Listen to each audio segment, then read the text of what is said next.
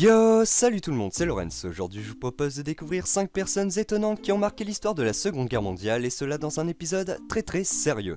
J'ai décidé de vous présenter 5 personnes, hommes et femmes, qui malgré leur action sont bien souvent oubliées des cours d'histoire. Alors afin de pallier à ce manque et cela sans plus attendre, je vous propose de découvrir l'histoire de ces 5 personnes incroyables que vous pourrez à l'occasion pourquoi pas ressortir autour de vous. Allez, c'est parti!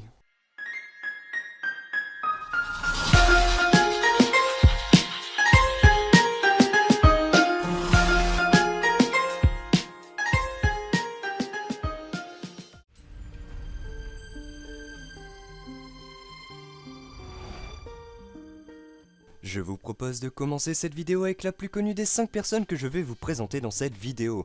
Voici August Landmesser. Vous ne connaissez peut-être pas son nom, mais cet homme est notamment connu pour avoir refusé de faire le salut nazi durant une célébration.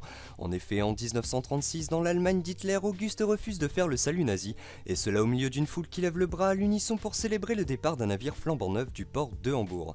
La scène a été immortalisée par un photographe et le cliché a fait depuis le tour du monde. Mais je ne vais pas m'arrêter là, bah non, il serait idiot de vous présenter cette photo sans parler de la petite histoire d'Auguste Landmesser. En effet, quand la photo est prise, Auguste Landmesser travaille encore au chantier naval de Hambourg, d'où sa présence au lancement du navire. Bref, ce jour-là, Adolf Hitler lui-même se trouve à Hambourg pour participer à la célébration. Auguste, lui, s'il a décidé de ne pas faire le salut nazi, c'est pour une bonne raison. Bah ouais, un an avant le cliché en 1935, le jeune homme de 25 ans épouse Irma Eckler, alors âgée de 22 ans. Mais il y a un petit problème, enfin un gros problème pour l'époque, elle est juive. La loi nazie interdit donc leur union et August Landmesser est ensuite exclu du parti nazi auquel il a adhéré en 1931. De plus, le couple défie aussi l'Allemagne nazie en mettant au monde deux petites filles, Ingrid en octobre 1935 et Irène en juillet 1937. Les dirigeants de l'Allemagne de l'époque viendront à connaître l'histoire et le couple sera arrêté en 1938. August Landmesser et sa femme sont emprisonnés pour avoir déshonoré la race. Ils sont alors condamnés aux travaux forcés pour cette raison. Auguste, lui, est remis en liberté en 1941, mais aussitôt envoyé au front, on perdra définitivement sa trace.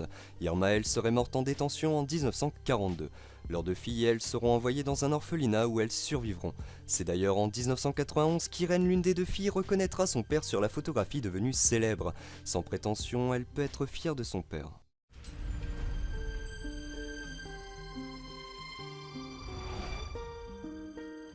Simone Séguin est une résistante française née le 3 octobre 1925 à Thivars, près de Chartres, située dans le département de l'Eure-et-Loir.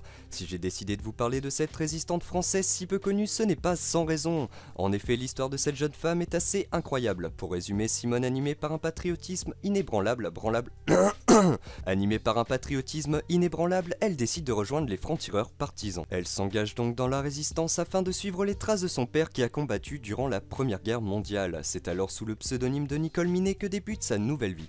Le groupe des FDP qu'elle rejoint lui fournit une carte d'identité en bonne et due forme. Elle devient alors Nicole Minet, native de Dunkerque, et cela comme un grand nombre de résistants de l'époque, car l'état civil de Dunkerque a été mis en miettes à cause d'un bombardement. Simone s'est d'ailleurs fait connaître pour sa participation à des missions de déraillement de train, et notamment pour la capture de 25 soldats allemands à Thivars le 20 août 1944, et cela sous le commandement du lieutenant Roland Boursier dit Germain qui deviendra plus tard son compagnon. De plus, Simone Séguin, qui était surnommée par les Américains la pin-up de la résistance, a été acclamée comme une héroïne lors de la libération de Paris. Et afin de rendre hommage à cette femme hors du commun, le maire de Courville-sur-Eure a rebaptisé une rue à son nom.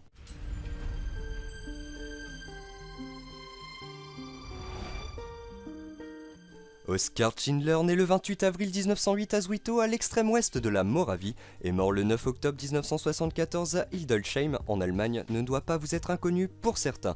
En effet, Oskar Schindler est un industriel allemand qui a sauvé, durant la Shoah, 1200 juifs en les faisant travailler dans ses fabriques d'émail et de munitions, situées respectivement dans le gouvernement général de Pologne. En effet, après avoir été espion pour l'Allemagne nazie, il devient le dirigeant de la Deutsche Warenfab, de la Deutsche Medium...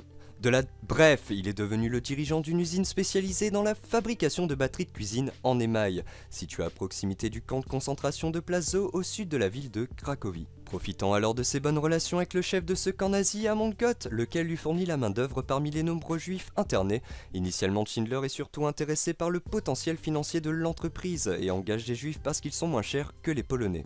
Bon, rassurez-vous plus tard, interpellé par le sort que leur réservent les nazis à l'époque, il prend parti pour eux et aidé de sa femme ainsi que par son ami juif Isaac Stern.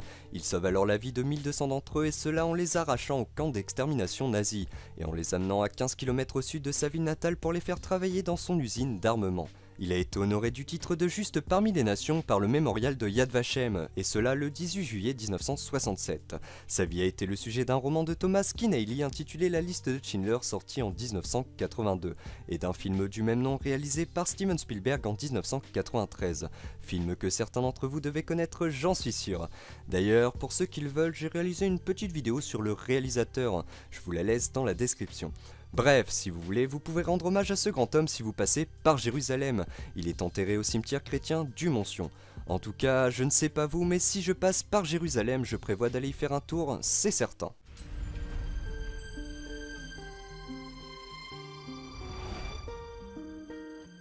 Witold Pilecki est né le 13 mai 1901 à Olonets et est mort fusillé le 25 mai 1948 à Varsovie. C'était un militaire et un résistant polonais qui s'est particulièrement illustré durant la Seconde Guerre mondiale. Et cela car il nous a appris à tous quelque chose de très important au sujet des camps de concentration. En effet, il est la seule personne connue internée de son propre gré dans le camp de concentration nazi d'Auschwitz. C'est notamment le 19 septembre 1940 qu'avec des documents au nom de Thomas Zerafinski, que Pilecki se fait capturer volontairement pendant une des rafles allemandes dans les rues de Varsovie. Une fois à l'intérieur du camp, il y organise des réunions de résistance et dès 1940, il informe les Alliés des conditions de détention des prisonniers et des atrocités commises dans les camps de concentration allemands. En 1943, il s'évade du camp d'Auschwitz et prend part l'année suivante à l'insurrection de Varsovie, un soulèvement armé contre l'occupant allemand organisé par la résistance polonaise. Malgré cela, il est reconnu coupable d'espionnage au profit des puissances occidentales et condamné à mort le 15 mars 1948 avec 3 de ses camarades. C'est alors que Pilecki est exécuté par le régime communiste polonais le 25 mai 1948. Bref, une fin bien triste pour un informateur bien badass qui a changé le cours de l'histoire.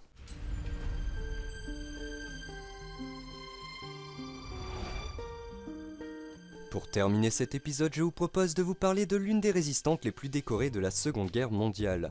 Membre éminente de la résistance française, Nancy Wake avait figuré en tête de la liste des personnes recherchées par la Gestapo. Les nazis auxquels l'Australienne ne cessait d'échapper l'avaient même surnommée la souris blanche. Nancy Wake est née à Wellington le 30 août 1912 et est morte le 7 août 2011 à Londres. Nancy Wake était une dure femme passionnée, elle était extrêmement courageuse, très engagée, elle était prête à risquer sa vie et même à la perdre pour la liberté. Comme je l'ai dit plus tôt, les nazis l'ont placée en tête de la liste des personnes les plus recherchées par la Gestapo. Devant la capacité de Nancy Wake à leur échapper, ils la surnommèrent la souris blanche. En même temps, l'Australienne avait déjà les capacités d'une James Bond girl. Elle s'est enfuie en ski, a semé en voiture l'avion qui l'a canardé, a sauté d'un train en marche, parcouru en 3 jours 430 km à vélo en plein territoire occupé pour transmettre des codes radio ou encore tuer un soldat à main nue. Bon, il existe bien d'autres exemples comme cela, notamment sa mission de 1940. En effet, dès la capitulation française de 1940, elle s'engage avec son mari de l'époque dans la résistance.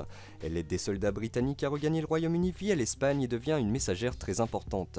Repérée par les nazis, elle est obligée elle-même aussi de fuir les territoires occupés. Après une tentative avortée à travers les Pyrénées qui n'aboutit miraculeusement qu'à une brève arrestation, elle gagne l'Angleterre en 1943. Les services secrets britanniques la forment à l'espionnage et au sabotage puis la parachute en France au printemps 1944. Elle établit durant cette mission des stocks d'armes et de munitions et met sur pied un système de communication par radio, puis guide un réseau de résistants chargé d'affaiblir les lignes allemandes en préparation du débarquement. Du coup, tout ce que j'ai pu apprendre sur cette résistante m'a grandement marqué, alors j'ai décidé de vous parler d'elle l'an dernier dans cette vidéo. On garde toujours le meilleur pour la fin, non? Ah oui, s'il y a des cinéphiles parmi vous, je vous propose de regarder le film Charlotte Gray de Gillian Armstrong, avec Cate Blanchett. Le film est inspiré de la vie de cette grande résistante. Bref, morte en 2011, elle a demandé que ses cendres soient dispersées au-dessus de Montluçon en France, où elle avait combattu en 1944, tuant elle-même pendant sa mission une sentinelle allemande. Les hommes et les femmes qui ont marqué l'histoire de la Seconde Guerre mondiale sont nombreux, alors n'hésitez pas à balancer les noms que vous connaissez dans les commentaires. Je serais curieux d'en apprendre davantage avec vous. Ah oui, et si vous avez le temps, vous pouvez vous abonner, regarder les autres vidéos que j'ai pu faire et partager mon travail autour de vous. De plus, si vous voulez me faire plaisir, et si vous avez le temps bien sûr, vous pouvez laisser un petit commentaire sous mes vidéos. Bon, en attendant, je vous laisse, je m'en vais travailler une prochaine vidéo et je vous dis à samedi prochain. Allez, coucou tout le monde!